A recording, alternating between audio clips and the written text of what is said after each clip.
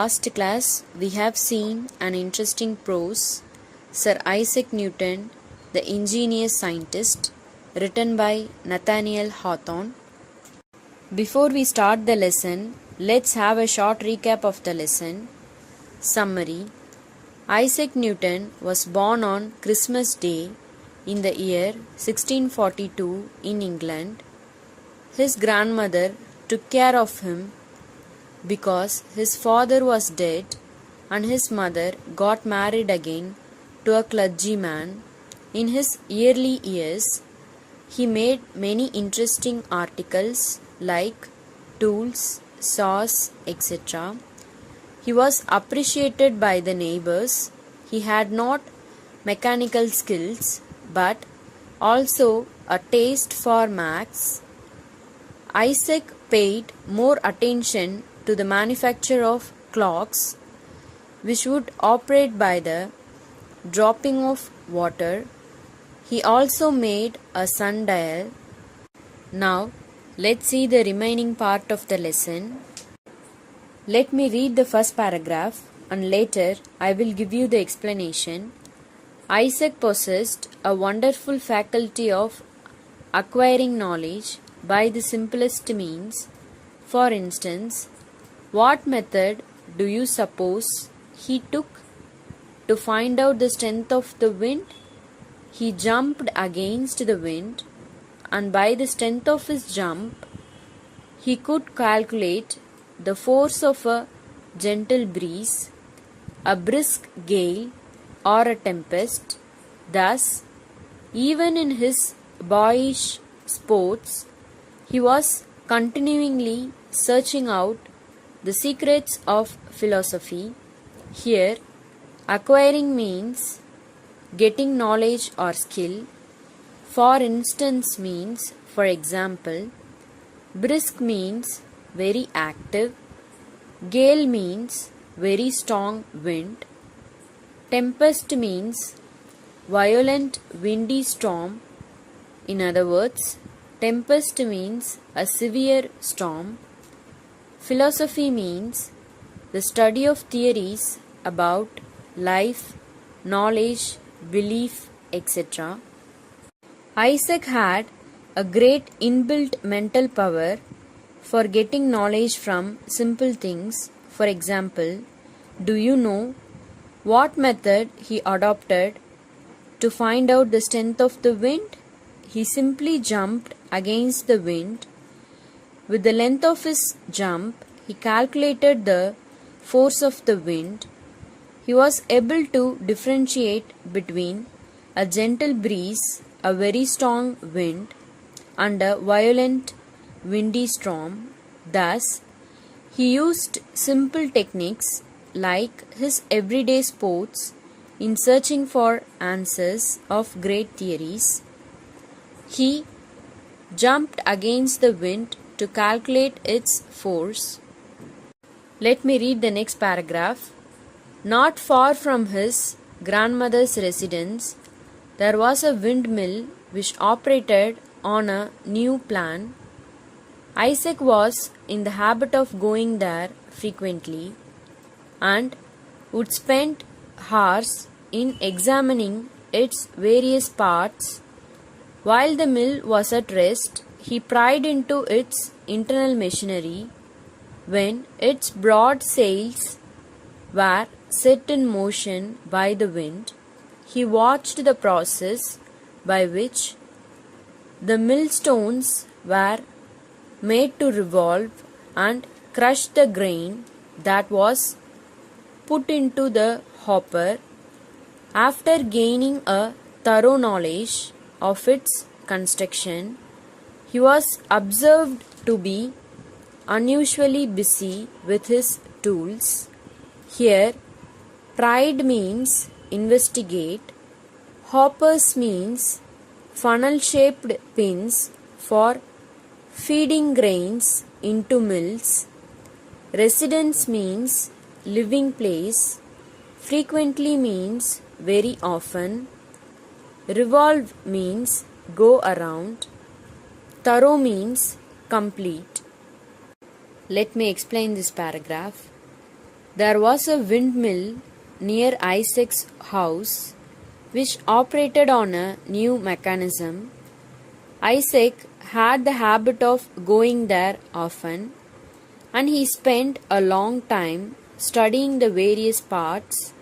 When the windmill was not operated, he meddled with its internal machine parts.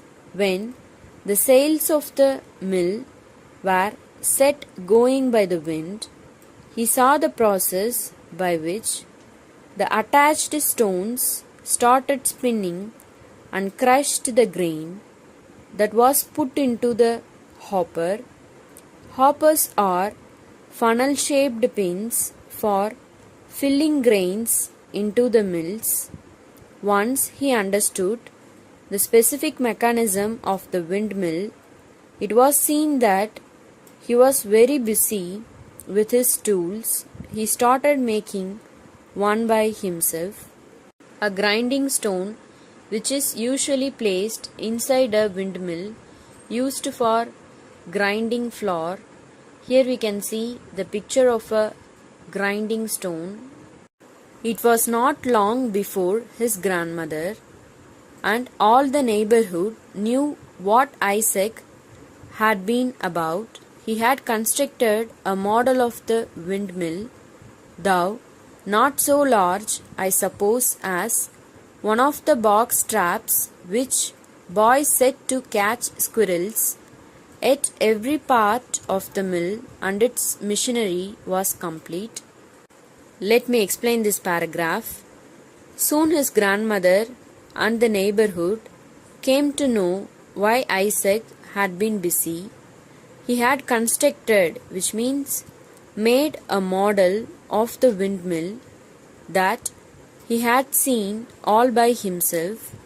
It was smaller than the original, only the size of trap boxes which boys made to catch squirrels, but every part was intact and the set was complete.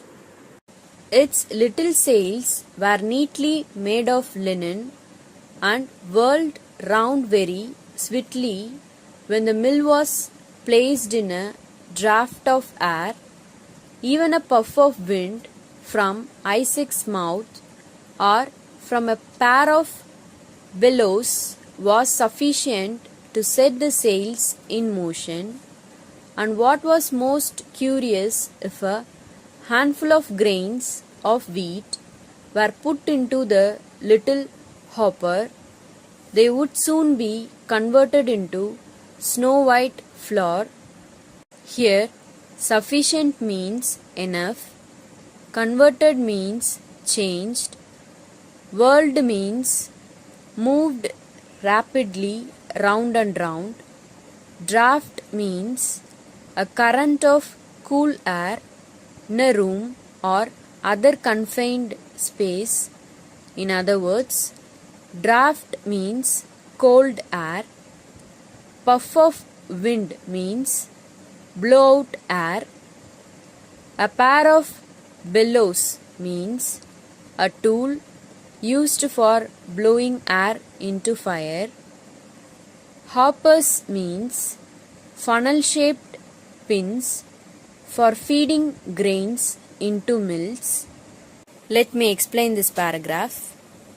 He made the sails out of linen, which moved in rounds in a rapid speed when the windmill was exposed to air currents in a closed space.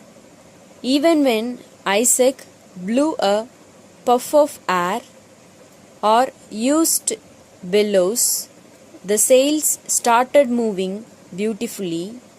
Here, bellow is a device with an airbag that emits a stream of air when squashed together, usually used to kindle fire. Not only did the sails work perfectly, when he put a handful of grains, they were soon converted into pure white flour. The grinding stones had also been properly fixed, and the machinery he created was perfect. Isaac's playmates were enchanted with his new windmill. They thought that nothing so pretty and so wonderful had ever been seen in the whole world. Here, enchanted means delighted, pretty means beautiful. Let me explain this. Isaac's friends were charmed with his new windmill. They felt they had not seen anything more wonderful or prettier than the windmill. But Isaac said, one of them, "You have forgotten one thing that belongs to a mill." "What is that?" asked Isaac, for he supposed that from the roof of the mill to its foundation he had forgotten nothing. "Why, where is the miller?" said his friend. "That is true. I must look out for one," said Isaac, and he set himself to consider how the deficiency should be supplied. Here, consider means think about. Deficiency means lack of something. Isaac thought his model was complete and perfect, but one of his friends pointed out that he had forgotten one thing that belonged to a mill. Isaac was surprised and asked what he had missed, because he was sure that from the foundation to the roof of the mill he had not forgotten any detail. His friend asked him where the miller was. Isaac agreed. He said he must search for one miller now, and thought how the shortcoming could be overcome. Now let me read this paragraph. He might easily have made the miniature figure of a man, but then it would not have been able to move about, but perform the duties of a miller. But perhaps some two-legged millers are quite as dishonest as this small quadruped. Here, miniature means very small model, perform means do, quadruped means any animal that walks on four legs, in other words, four-legged animal. Let me explain this paragraph. He could have easily made a small figure of a man to suit his model-sized windmill, but he would have to make it move about and make it do the duties of a miller. Maybe even two-legged millers. Here, two-legged millers refers to real millers or human beings, are sometimes as dishonest as these small four-legged animals. Let me read the next paragraph. As Isaac grew older, it was found that he had far more important matters in his mind than the manufacture of toys like the little windmill. All day long, if left to himself, he was either absorbed in thought or engaged in some book of mathematics or natural philosophy. Here, absorbed means interested, engaged means keep one's attention, philosophy means the study of theories about life, knowledge, belief, etc. Let me explain this paragraph. As Isaac became older, he realized he had more important issues in his life than just making miniature toys of windmill and the miller. If he was alone throughout the day, he was in deep thought, or he deeply concentrated in some mathematics or natural philosophy book. Let me read the next paragraph. At night, I think it probably he looked up with reverential curiosity at the stars and wondered whether they were worlds like our own, and how great was their distance from the earth, and was the power that kept them in their courses. Perhaps even so early in life, Isaac Newton felt a presentiment that he should be able hereafter to answer all these questions. Here, curiosity means eagerness, reverential means respectful, presentiment means a feeling that something is going to happen. In other words, an intuitive feeling about the future. Let me explain this paragraph. During the night, he looked up the sky and thought with deep respect to the stars, wondered whether the stars were worlds like our earth. What was the distance of the stars from earth? What was the power that held them in their positions? Even in his young age, maybe, he had an intuition that he should be able to answer the questions about our universe. Let me read the next paragraph. When Isaac was 14 years old, his mother's second husband being now dead, she wished her son to leave school and assist her in managing the farm at Woolsthorpe for a year or two. Therefore, he tried to turn his attention to farming, but his mind was so bent on becoming a scholar that his mother sent him back to school and afterwards to the University of Cambridge. Here, scholar means a specialist in a specific branch of study. Let me explain this paragraph. When Isaac reached 14 years, his mother's second husband died. She could not manage the farm in Woolsthorpe all alone, so she asked Isaac to assist her. So he had to discontinue his schooling.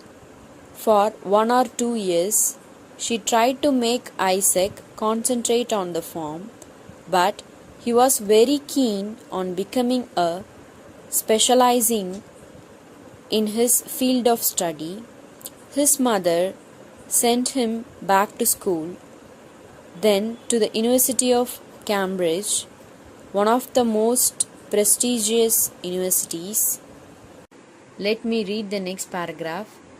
He was the first to find out the nature of light, for nobody could tell what the sunshine was composed of until then.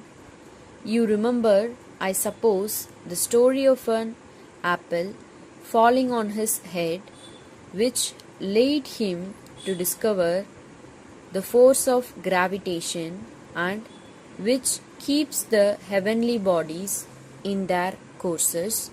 Here, gravitation means the force that causes objects to move towards each other. Heavenly bodies means stars and planets. So, Sir Isaac Newton discovered the nature of light. Until then, nobody knew what sunshine was made of. All of us know the story of the apple falling on Newton's head, which made him discover the gravitational force which held all the heavenly bodies in the universe in its respective places. Let me read the next paragraph. When he had once got hold of this idea, he never permitted his mind to rest until he had searched out all the laws by which the planets were guided through the sky. This he did as thoroughly as if he had gone up among the stars and tracked them in their orbits. As a boy, he had found out the mechanism of a windmill, and as a man, he explained to his fellow men the mechanism of the universe. Here, tracked means follow or find something. Orbits means the carved path in space that is followed by an object going round a planet. Let me explain this paragraph. Once he had this idea, he was not able to stop thinking. He did not allow his mind to rest, and he searched all the laws governing the planets and the universe. He did a complete study, as if he travelled to the stars and saw them travel in their paths. When he was young, he had discovered the techniques of a windmill. When he became older, he explained the structure of the universe. Let me read the next paragraph. While searching, he was accustomed to spend night after night in a lofty tower, gazing at the heavenly bodies through a telescope. His mind was lifted far above the things of this world. He may be said, indeed, to have spent the greater part of his life in worlds that lie thousands and millions of miles away, for where the thoughts and the heart are, there is our true existence. Here, accustomed means something to familiar with, in other words, usual or habitual. Gazing means looking steadily and intently. Lofty means very high, great height or tall. When Isaac was doing his studies, he had the habit of spending his nights in a tall tower, from where he saw the activities in the sky with the help of a telescope. His thinking was far ahead than the worldly things. He seemed to have spent more time in his life in studying about worlds which were millions of miles away from us. Ordinary, daily things were of no importance to him. He seemed to have truly existed millions of miles away from us, because our true existence lies where our thoughts live. Let me read the next paragraph. Newton lived to be a very old man, renowned thinker, and was made a member of Parliament and received the honor of knighthood from the king, but he cared little for earthly fame and honors, and felt no pride in the vastness of his knowledge. Here, renowned means famous, known or talked about. In other words, renowned means fame and respect. Knighthood means an honor given by British king that allows a man to use the title Sir. Vastness means extremely large. Let me explain this paragraph. Newton lived till his old age. He was known as a famous thinker. He became the member of the Parliament and was honored with knighthood from the king. In the UK, knighthood refers to a man awarded a non-hereditary title in recognition of merit and entitled to use the honorific Sir in front of his name.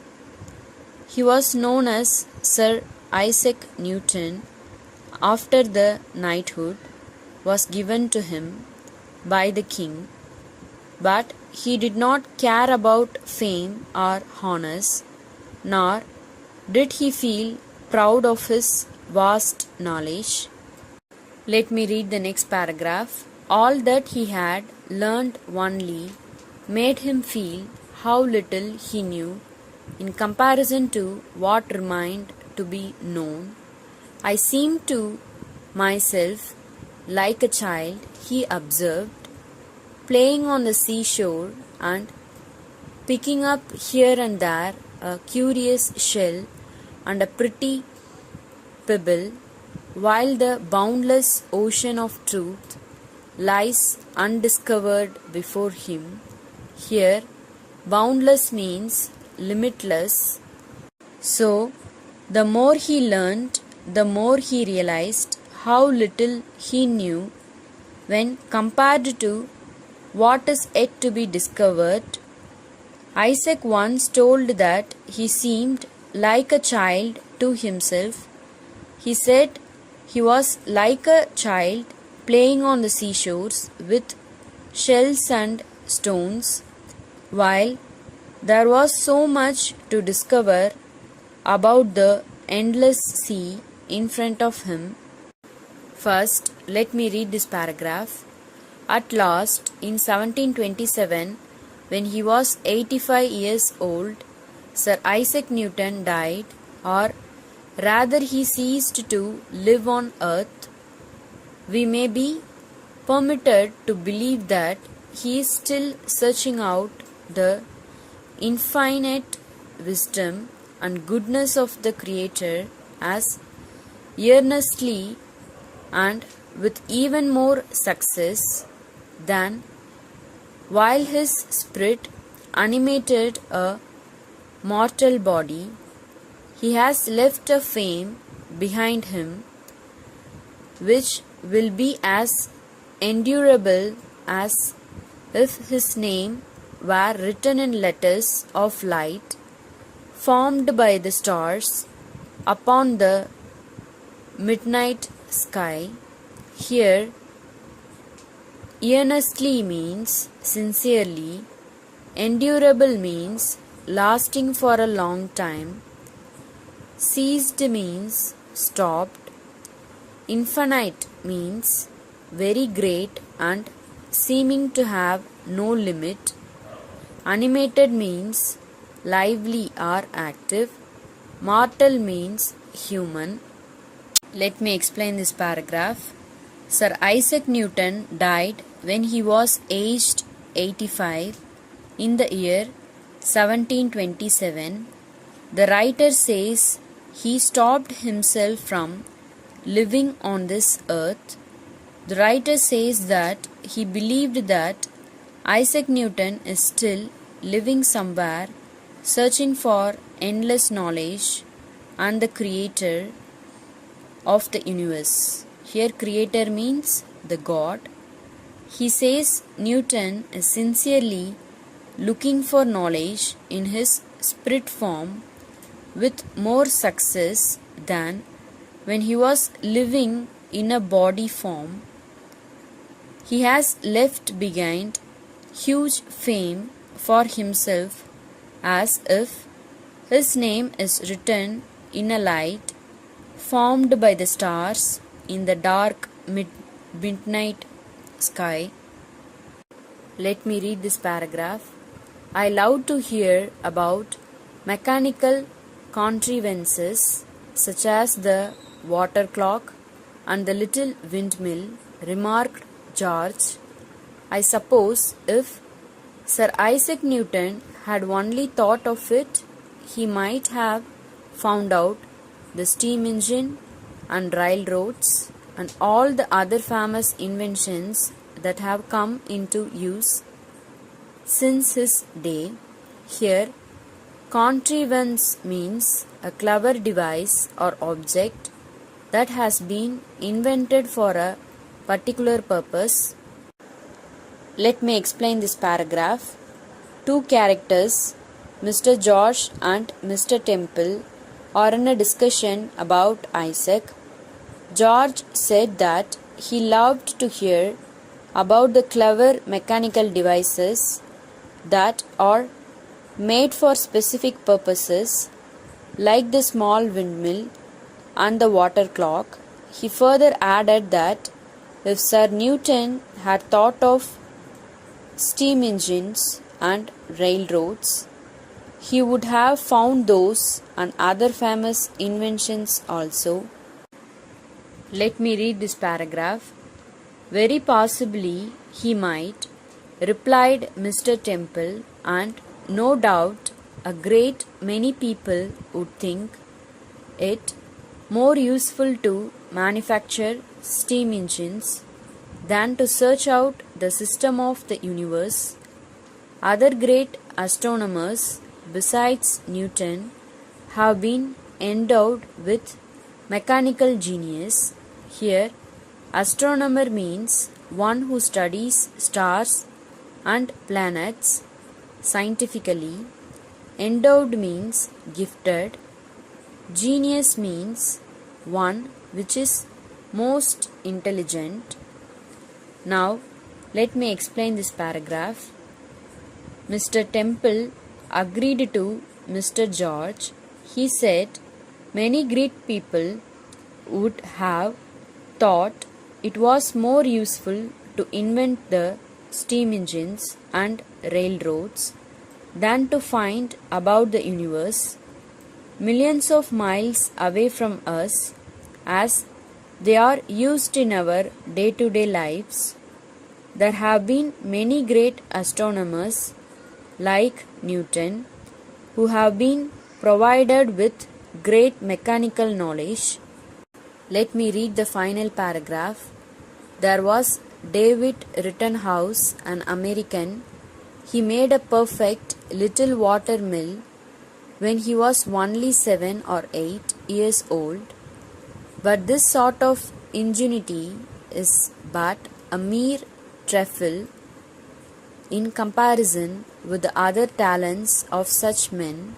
Here, trifle means something insignificant. In other words, a thing of little value or importance. Here, talent means skill. Let me explain this paragraph.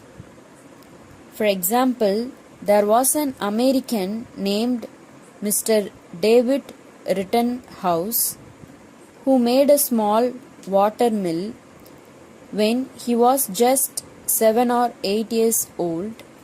But this type of inventions is very small compared to their talents. Now, let's see the summary part. He had an amazing skill of acquiring knowledge by the simplest means. Here he refers to Sir Isaac Newton. Isaac was interested in observing a windmill close to his residence. He constructed a model of the windmill very soon. Its little sails were made of linen. Even a puff of wind from his mouth would set the sails in motion. A handful of grains of wheat would be converted into flour by the little funnel-shaped pins. Being attracted by Newton's model of the windmill, one of his friends asked where the miller was. Newton thought about the deficiency. He might have made a very small model of a man, but he wondered whether it would move about. As Newton grew older, he began to be engaged in some maths book or natural philosophy. He observed the stars keenly and wondered whether they were worlds like our own.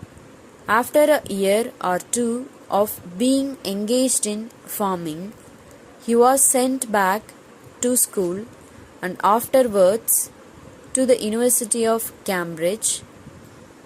Newton was the first to find out the nature of light and the force of gravitation. He explained to his fellow men the mechanism of the universe. He would spend night after night gazing at the sky through a telescope. He cared little for fame and honors. In 1727, where he was 85 years old, he passed away. George remarked that if Newton had only thought of mechanical devices, he might have found out the steam engine and railroads and all other famous inventions. I have enclosed the classwork instructions in the PDF. Kindly refer it. So now we have reached the end of this session. Thank you.